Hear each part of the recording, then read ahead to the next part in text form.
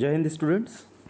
Today in the continuation of our chapter magnetic effect of electric current, we are going to study about the right hand thumb rule, or it is also called as curl rule.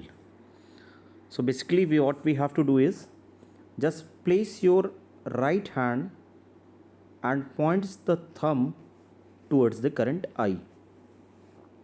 जो मैंने कहा वो समझिए कि आपने एक wire लिया, wire में सपोज करिए करंट आई फ्लो कर रहा है अपवर्ड डायरेक्शन में, this is current I, and in this current what you have to do is आपको अपना थंब प्लेस करना है राइट हैंड का. ठीक, आपने अपना करंट थंब रख लिया. Now your palms like in this way, it is not looking as hand, so just trying to make a hand. Okay, yes, like this way, and here is the thumb. This is, suppose this is your hand. Already it is very ugly. Okay, तो आपको thumb अपना current की direction में point करना है and just fold your fingers, और it is better set as curl your finger in the जिस direction में वो एग्जैक्टली मूव कर सकते हो. आप ये मत करिएगा कि आप ऑपोजिट डायरेक्शन में मूव करा दीजिए. You have to just curl your finger as they allows you. Okay, so whatever the direction you will get, that will show you the direction of magnetic field. I hope कि आपको यहाँ पर समझ में आया होगा. अगर नहीं समझ में आता तो मैं आपको एक और एग्जाम्पल देता हूँ. Suppose this is the wire and there is a current I flowing through it. Now at this point P I have to find the magnetic field, and at this point Q I have to find the magnetic field lines. What is the direction? Before going through this, I will plot this cross encircled for inward magnetic field lines. This is for inward magnetic field. Okay, and if there is a dot encircled, it is showing that magnetic fields are outward in the direction. Okay, now यहाँ पर आपको क्या करना है, P point पर magnetic field lines की बतानी है that whether it is inward और आउटवर्ड.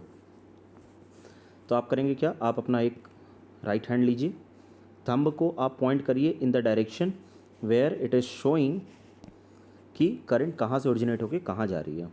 तो आपने रेड कलर मार्क्स से मैं थंब को डायरेक्शन को पॉइंट कर रहा हूँ. नाउ आपके पाम अभी भी खुले हुए हैं, ये आपका पाम हुआ.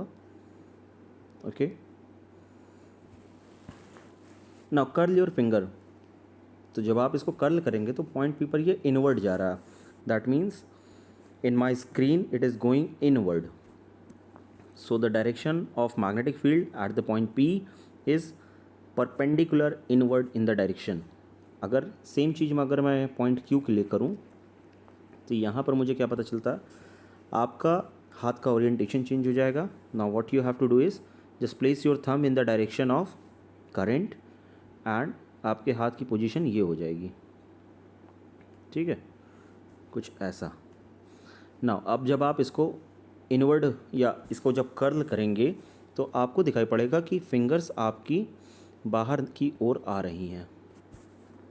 बाहर मतलब आपकी तरफ, they are pointing towards the outward direction. So I will place encircled dot.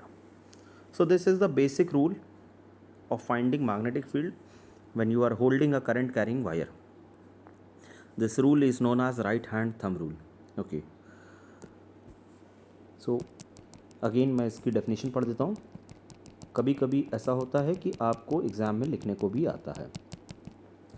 So if a current carrying conductor is imagined to be held in the right hand such that the thumb points in the direction of current, then the tip of the fingers encircling the conductor will give the direction of magnetic line of force. This was all about right hand thumb rule. तो same case अगर हम plane पर देखें तो क्या होता है, अभी मैंने आपको बताया that if there is a point current I flow कर रहा और एक पॉइंट यहाँ पर है, दूसरा पॉइंट आपका यहाँ पर है, यहाँ पर परपेंडिकुलर इनवर्ड जा रहा था, यहाँ पर परपेंडिकुलर आउटवर्ड आ रहा था. अगर सेम चीज़ को मैं प्लेन पर देखना चाहूँ, plane means a 2 dimensional figure, this is your plane, plane.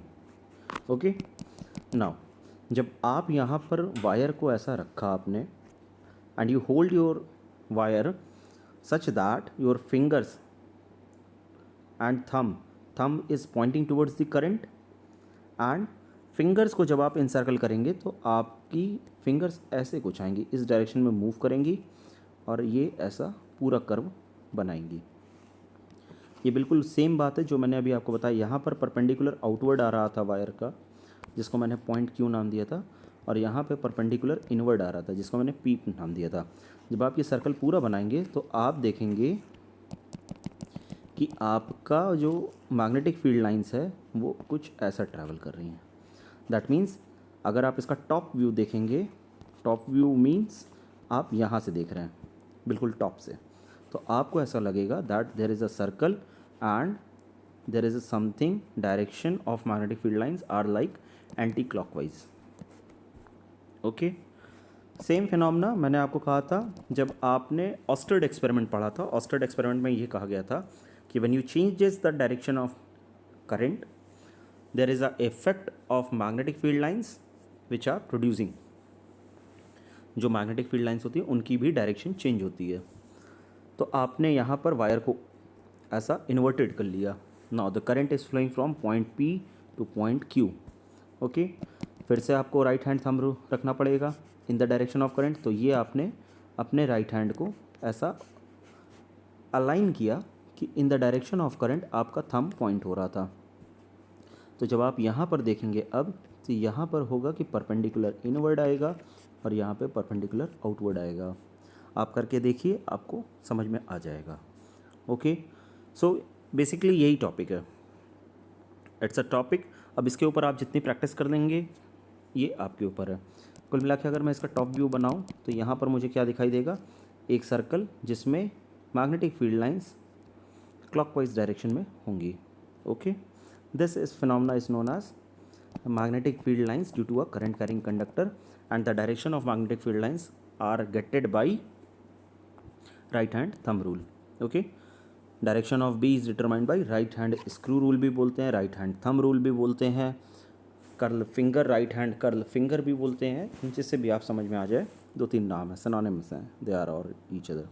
It is perpendicular to the plane of the diagram and entering into the plane as shown in the diagram. So it's a simple. Next topic is my solenoid. Different views of direction of current and magnetic field due to a circular loop of current carrying coil. तो यहाँ पर video को मैं short कर रहा हूँ ताकि आप एक वीडियो पर एक टॉपिक देख सकें। इसके लिए मैं नेक्स्ट वीडियो बना दूँगा। ओके, थैंक यू एंड जय हिंद।